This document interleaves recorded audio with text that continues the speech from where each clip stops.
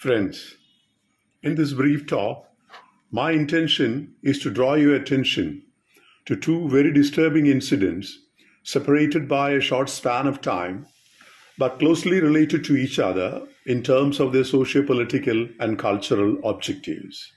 Both are associated with the famous lion capital Emperor Ashoka erected in the 3rd century BC at Sarnath near Varanasi, commemorating Buddha's first post-enlightenment sermon. I would ask you to seriously apply your mind to these calculated essays to understand how fascist forces work. ഇതിൽ ആദ്യത്തെ സംഭവം നടക്കുന്നത് June അവസാനമാണ്. നമ്മുടെ ദേശീയ പതാകയിലെ അശോക ചക്രം ഹിന്ദു ചക്രമാണെന്നും അതുകൊണ്ട് ഇന്ത്യക്ക് ഒരു മതനിരപേക്ഷ രാഷ്ട്രമായി നിലനിൽക്കാൻ കഴിയില്ലെന്നും ഒരു BJP പാർലമെന്റ് അംഗം അർത്ഥശങ്കയ്ക്കിടയില്ലാത്ത വിധം നടത്തിയ പ്രസ്താവമാണ് ഇതിൽ ആദ്യത്തേത്. ശ്രീകൃഷ്ണൻ എന്ന സാങ്കല്പിക അവതാരത്തിൻ്റെ ശംഖുചക്ര ഗദാപത്മധാരിയായി നിൽക്കുന്ന പ്രതിദാനത്തിൽ കാണുന്ന സുദർശന ചക്രം അശോക ചക്രമായി തെറ്റായി ധരിച്ചാകാം ആ പാർലമെന്റ് അംഗം അങ്ങനെ ഒരു പ്രസ്താവന നടത്തിയതെന്നും അത് ഗൗരവമായി കാണേണ്ടുന്നില്ലെന്നും അദ്ദേഹത്തെ ന്യായീകരിക്കുന്ന ചില സുഹൃത്തുക്കൾ രംഗത്ത് വരികയും ചെയ്തു. മറ്റു ചിലരാവട്ടെ അതിൽ തെറ്റൊന്നുമില്ലെന്നും അത് രണ്ടും ഒന്ന് തന്നെയാണെന്നും പറയുന്ന തരത്തിലുള്ള പ്രസ്താവങ്ങൾ സംഘപരിവാര കേന്ദ്രങ്ങളിൽ നിന്ന് ഉയരുകയുണ്ടായി. പക്ഷേ ഈ രണ്ട് പ്രസ്താവങ്ങളും നിസ്സാരമായി തള്ളിക്കളയാൻ നമുക്കാവില്ല. ദേശീയ പതാകയിൽ അശോക ചക്രം ശ്രീകൃഷ്ണന്റെ പ്രതിനിധാനത്തിൽ കാണുന്ന ചക്രവും തമ്മിൽ പ്രകടമായ വ്യത്യാസമുണ്ടെന്നിരിക്കെ ആ പ്രസ്താവം നിഷ്കളങ്കമാണെന്ന് ചിന്തിക്കുന്നതായിരിക്കും മൗഢ്യം. കാരണം ഇതുപോലെ നിഷ്കളങ്കമാണ് എന്ന് തോന്നിക്കുന്ന പല പ്രസ്താവങ്ങളും പ്രതിനിധാനങ്ങളും ആശയങ്ങളും ചിഹ്നങ്ങളും ചിത്രങ്ങളും സമൂഹത്തിൽ പ്രചരിപ്പിച്ച് ക്രമേണ അവയ്ക്ക് ജനസമ്മതി നേടിയെടുക്കുകയാണ് ഫാഷിസ്റ്റ് ശക്തികൾ ചെയ്യുന്നത്. അതോടൊപ്പം തന്നെ തങ്ങളുടെ ആശയാവലികൾ കുതകുന്ന രീതിയിൽ ചരിത്ര സാമൂഹ്യ വസ്തുതകളെ മിസ്റെപ്രസെൻ്റ് ചെയ്തും മിസ്ഇൻ്റർപ്രിറ്റ് ചെയ്തും മിസ്അപ്രോപ്രിയേറ്റ് ചെയ്തും മിസ്റ്റിഫൈ ചെയ്തുമൊക്കെ ചരിത്ര വസ്തുതകളെ തമസ്കരിച്ചും ദുർവ്യാഖ്യാനം ചെയ്തും അവയ്ക്ക് പുതിയ വ്യാഖ്യാനങ്ങൾ ചമച്ചും പലപ്പോഴും പുനർനിർമ്മിച്ചുകൊണ്ട് മാത്രമാണ് അവർ പ്രവർത്തിക്കുന്നത്. ഇത്തരം കുടിലതന്ത്രങ്ങളെ വിശേഷിപ്പിക്കുവാനാണ് Fredric Jameson strategies of containment എന്ന പ്രയോഗം നടത്തിയിട്ടുള്ളത്. അശോക ചക്രത്തിൻ്റെയും സുദർശന ചക്രത്തിൻ്റെയും രൂപവും അവ പ്രതീകവൽക്കരിക്കുന്ന ആശയങ്ങളും സാമാന്യമായെങ്കിലും പരിശോധിച്ചാൽ അവ തമ്മിലുള്ള വ്യത്യാസങ്ങൾ മനസ്സിലാവുകയും അവയെ സമീകരിക്കാൻ ശ്രമിക്കുന്ന സംഘപരിവാർ ശക്തികളുടെ ഗൂഢലക്ഷ്യങ്ങൾ വെളിവാവുകയും ചെയ്യും. ഇത് ഒറ്റപ്പെട്ട ഒരു സംഭവമായോ നാക്കുപിഴയായോ കരുതാവുന്നതുമല്ല. അശോകചക്രം മുദ്രിതമായിട്ടുള്ള അശോക സ്തംഭത്തിൻ്റെ പുനർനിർമ്മിതി നടത്തി പാർലമെന്റ് മന്ദിരത്തിൻ്റെ മുകളിൽ സ്ഥാപിച്ചതുമായി ബന്ധപ്പെടുത്തി ഈ പ്രസ്താവത്തെ വായിക്കുമ്പോഴാണ് സംഘപരിവാർ ശക്തികളുടെ രഹസ്യ അജണ്ടകൾ വെളിവാവുന്നത്. മൗര്യ ചക്രവർത്തിയായിരുന്ന അശോകനുമായി ബന്ധപ്പെട്ടതുകൊണ്ടാണ് അതിന് അശോകചക്രം എന്ന് പേര് വന്നതെന്ന് അദ്ദേഹത്തിൻ്റെ ശാസനകൾ വിളംബരം ചെയ്തുകൊണ്ട് രാജ്യത്തിൻ്റെ വിവിധ ഭാഗങ്ങളിൽ സ്ഥാപിച്ചിരുന്ന സ്തൂപങ്ങളിൽ രാജമുദ്രയായി ഈ ചക്രം മുദ്രിതമായിട്ടുള്ളതുമാണെന്നും സ്കൂൾ തലത്തിലെങ്കിലും ചരിത്രം പഠിച്ചിട്ടുള്ളവർക്ക് അറിയാൻ കഴിയും. Anyone who has had this basic education in history will also know that the most famous of those pillars is the one at Sarnath. Let's now examine this sculpture in a bit more detail. The lion capital, as it is commonly called, is the head of a column Ashoka erected at Sarnath. It's a sculpture in polished sandstone of 4 lions sitting back to back and facing 4 directions on top of a drum-shaped abacus. Beneath the lions, on the circular abacus, decorated with images of a horse, a bull, a lion, and an elephant, we see the Dharma Chakra prominently placed at the center. It is this Dharma Chakra that was adopted as a national symbol and placed centrally on the national flag after prolonged discussions. സാമൂഹികവും ധാർമ്മികവുമായ നിയമങ്ങളും ആശയങ്ങളും പ്രചരിപ്പിക്കുവാനാണ് ഈ സ്തൂപങ്ങൾ സ്ഥാപിച്ചിരുന്നത്. അവയ്ക്ക് മതാത്മക സ്വഭാവം ഉണ്ടായിരുന്നില്ല. എന്നുകൊണ്ട് തന്നെയാണ് മതനിരപേക്ഷ രാഷ്ട്രമായി പ്രഖ്യാപിക്കപ്പെടുന്ന ഇന്ത്യയുടെ ദേശീയ പതാകയിൽ അശോക ചക്രത്തിന് കേന്ദ്രസ്ഥാനം നൽകിയിട്ടുള്ളതും. അതുകൊണ്ട് തന്നെ അതിന് ഹിന്ദുമതവുമായി ബന്ധിപ്പിക്കാനുള്ള ഏത് ശ്രമവും ദുരദൃഷ്ടമാണ് എന്ന് പറയേണ്ടി വരും. ഭരണഘടന ചർച്ച ചെയ്ത് അംഗീകരിക്കാൻ വേണ്ടി രൂപം നൽകിയ കോൺസ്റ്റിറ്റ്യൂന്റ് അസംബ്ലിയിൽ 1947 ജൂലൈ 22 ജവഹർലാൽ നെഹ്റു ദേശീയ പതാകയുടെ രൂപകൽപ്പന അവതരിപ്പിച്ചുകൊണ്ടുള്ള പ്രമേയത്തിൽ ഇങ്ങനെ പറയുന്നുണ്ട്: The national flag of India shall be a horizontal tricolor of deep saffron, white and dark green in equal proportion. In the center of the white band there shall be a wheel in navy blue to represent the charkha. The design of the wheel be of the wheel which appears on the abacus of the Sarnath lion capital of Ashoka. Nehru തുടർന്ന് പറയുന്നത് വളരെ ശ്രദ്ധേയമാണ്. Ashoka's period in Indian history was an essentially international period. It was not a narrowly national period. It was a period when India's ambassadors went abroad, not in the way of an empire and imperialism, but as ambassadors of peace and culture and goodwill.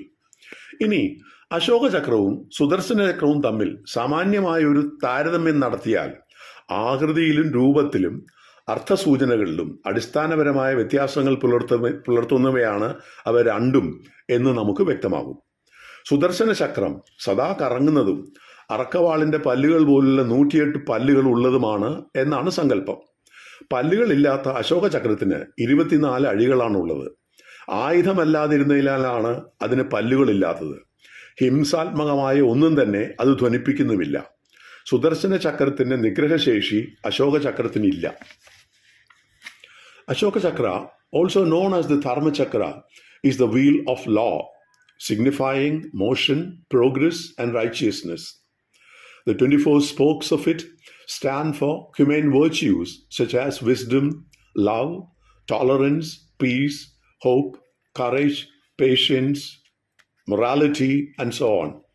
Perhaps the scholars of Buddhism will be able to comprehensively explain these things in more detail. On the other hand, the Sudarshana Chakra, as pointed out earlier, is a weapon said to be of destruction for protection. ശത്രു സംഹാരത്തിന് വേണ്ടി ഉപയോഗിക്കുന്ന ആയുധമായി പുരാണേതിഹാസ കഥകളിൽ പരാമർശിച്ചിട്ടുള്ള ഈ സുദർശന ചക്രത്തിന്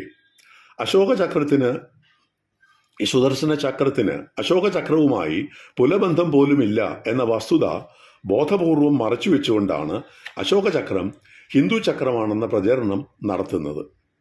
ഹിന്ദുമതം ഒരു മതം എന്ന രൂപത്തിലും ഭാവത്തിലും ആ പേരിലും ഏത് കാലത്താണ് അറിയപ്പെടാൻ തുടങ്ങിയതെന്നും അതിൻ്റെ സാമൂഹിക, സാംസ്കാരിക, രാഷ്ട്രീയ പശ്ചാത്തലം എന്തായിരുന്നുവെന്നും വിശദീകരിക്കാതെ അതിപുരാതനമായ ഏതോ കാലം മുതൽ ആർഷഭാരതം എന്ന് വിശേഷിപ്പിക്കപ്പെടുന്ന ഭൂപ്രദേശത്ത് നിലനിൽക്കുന്ന ഒന്നാണത് എന്ന് പൊതുസമൂഹത്തെ തെറ്റിദ്ധരിപ്പിച്ചുകൊണ്ടാണ് ഹിന്ദുത്വ ശക്തികൾ തങ്ങളുടെ അജണ്ടകൾ നടപ്പിലാക്കാൻ ശ്രമിക്കുന്നത്.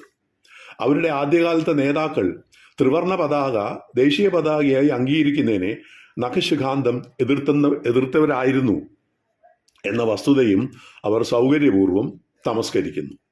ഭരണഘടനാ ചർച്ചകൾ കോൺസ്റ്റിറ്റ്യൂന്റ് അസംബ്ലിയിൽ നടക്കുമ്പോൾ തന്നെ ഹിന്ദുത്വ സാംസ്കാരിക ദേശീയതയ്ക്ക് വേണ്ടി നിലകൊണ്ടിരുന്ന ഹിന്ദു മഹാസഭ, RSS തുടങ്ങിയ സംഘടനകൾ ആവശ്യപ്പെട്ടിരുന്നത് ഇന്ത്യയെ ഒരു ഹിന്ദു രാഷ്ട്രമായി പ്രഖ്യാപിക്കണമെന്നും മനുസ്മൃതി അതിൻ്റെ ഭരണഘടനയായി അംഗീകരിക്കണമെന്നുമാണ്. അവരുടെ നേതാവായ V D Savarkar women in Manusmriti എന്ന തൻ്റെ ലേഖനത്തിൽ പറയുന്നത് ഇപ്രകാരമാണ്: The worst about the new constitution is that there is nothing Bharatiya about it. Manusmriti is that scripture which is most worshipable after Vedas for our Hindu nation and which from ancient times has become the basis of our culture and customs taught and practiced. This book for centuries has codified the spiritual and divine march of our nation. ഇദ്ദേഹം ഭാരതം എന്ന് സംബോധന ചെയ്യുന്ന ദേശത്തെ പിതൃഭൂമി എന്നാണ് വിശേഷിപ്പിച്ചിരുന്നത്. എന്നുകൂടി അറിയുമ്പോഴാണ് ഇപ്പോൾ നടക്കുന്ന ഭാരതാംബയെ കുറിച്ചിട്ടുള്ള മുറവിളികൾ കാപട്യം, മുറവിളികളുടെ കാപട്യം മനസ്സിലാക്കാനാവുന്നത് എന്നുകൂടി ആനുഷംഗികമായി സൂചിപ്പിക്കട്ടെ. 1949 നവംബർ 26 ഭരണഘടന അംഗീകരിച്ച ശേഷം നവംബർ 30 ഇറങ്ങിയ RSS മുഖപത്രമായ ഓർഗനൈസറിന്റെ എഡിറ്റോറിയൽ സവർക്കറിന്റെ വാക്കുകളെ ഓർമ്മിപ്പിക്കുന്നതാണ്. In our constitution, there is no mention of the unique constitutional development in ancient Bharat. Manu's laws were written long before Lycurgus of Sparta or Solon of Persia. To this day, his laws, as enunciated in Manusmriti, excite the admiration of the world and elicit spontaneous obedience and conformity. But to our constitutional pundits, that means nothing. ഹിന്ദുത്വവാദികൾ ഭരണഘടനയെ എതിർക്കുവാൻ മറ്റൊരു സുപ്രധാന കാരണം കൂടിയുണ്ട്. അവർ മുറുകെ പിടിക്കുന്ന സനാതനധർമ്മം എന്ന അധർമ്മം നിഷ്കർഷിക്കുന്ന ചാതുർവർണ്ണ വ്യവസ്ഥയിൽ അധിഷ്ഠിതമായ ജാതി വ്യവസ്ഥയിലെ കൊടിയ വിവേചനങ്ങൾക്ക് വിരുദ്ധമായി മനുഷ്യരുടെ തുല്യതയെ അംഗീകരിക്കുന്ന സമത്വം, മതനിരപേക്ഷത എന്നീ ആശയങ്ങൾക്ക് ഭരണഘടന മുൻതൂക്കം നൽകുന്നു. നിയമത്തിന് മുന്നിൽ ജാതിമത ഭേദമന്യേ എല്ലാ പൗരരും തുല്യരാണ് എന്ന് പ്രഖ്യാപിക്കുന്നു. ഇതാണ് അവരുടെ എതിർപ്പിന് പ്രധാന കാരണം. As the national emblem, the Ashoka Chakra reflects our nation's reaffirmation of the ideals of peace and tolerance. When we examine the lion capital, we have to remember that art historians have told us about Mauryan architecture and sculpture. Animals like lion, horse, the bull and elephants we see on the lion capital were very auspicious during the Maurya period. The lions represent power, courage, pride, and confidence. The Mauryan symbolism of the lions, art history tells us, indicates the power of universal emperor who dedicated all his resources to the victory of Dharma. The four majestic lions originally symbolized the roar of Buddha and his teachings of Dharma spreading in four directions. Buddha was also known as Shakyamuni, or the lion of the Shakya clan, reinforcing his association of lion with wisdom and power. The open mouths of the lions signify the proclamation of the four noble truths: power, confidence, courage, and pride.